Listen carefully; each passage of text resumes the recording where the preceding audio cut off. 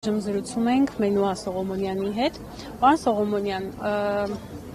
խնդրում եմ գնահատեք տեղի ունեցողը։ Քիչ առաջ զրուցում էինք փաստաբանի հետ, ասում է, որ նման նախադեպի երբևէ չի հանդիպել։ Մենք էլ չենք հանդիպել նման նախադեպի, այնինչ տեղի է ունենում իսկապես աննախադեպ է։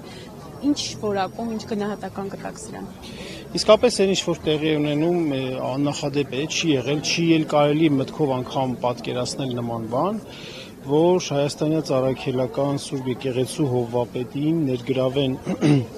քրեական գործի մեջ կապված այն գործողության հետ, որը վերաբերում է եկեղեցու ներքին կանոնական գործերին։ Այսինքն, պատկերացրեք, կաթողիկոսը ձեռնադրում է քահանա, կաթողիկոսը ձեռնադրում է եպիսկոպոս։ Դա ներքին եկեղեցու կանոնական գործն է։ Ոչ ոք չի կարող դրա հետ կապված ինչ-որ բան վիճարկել, այսինքն դատարան կլինի, դատավոր կլինի,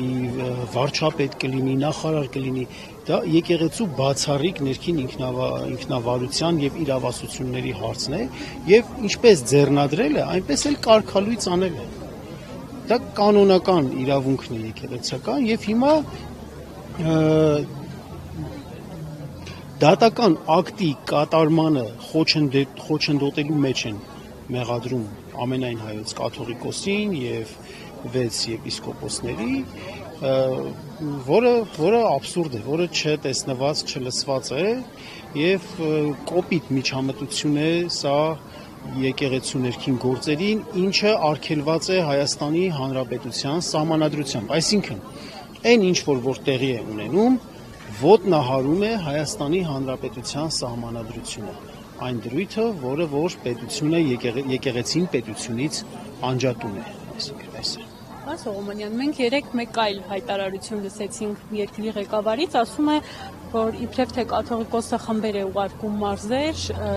հեղափոխություն նախապատրաստելու, տրամադրությունները շոշափելու համար, հետո մենք նաև տեսանք եկեղեցու մեկնաբանությունը այս հարցի վերաբերյալ,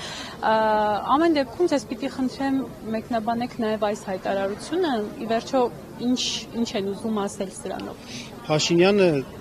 դեմոնիզացնում է, հրեշայնացնում է ցանկացած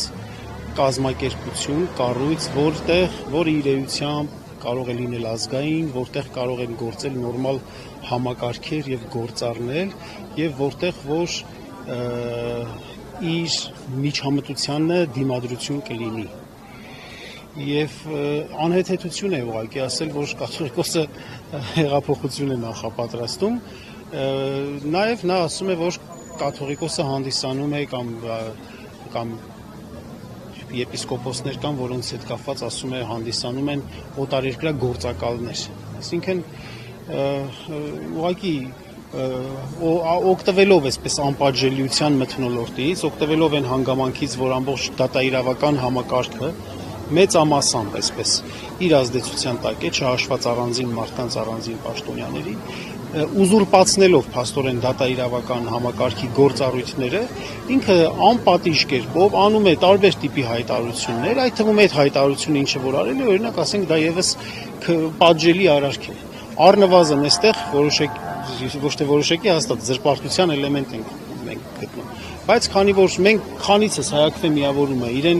իր գործողությունների հետ կապված հանցագործության մասին հաղորդումներ ենք ներկայացրել, այդ հաղորդումները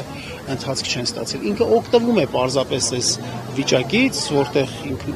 անում է ինչ որ ուզում է եւ դրա համար էլ իր լեզվին այդպիսի ազատություններ է տալիս։ Ձեզ նույնպես շնորհակալություն։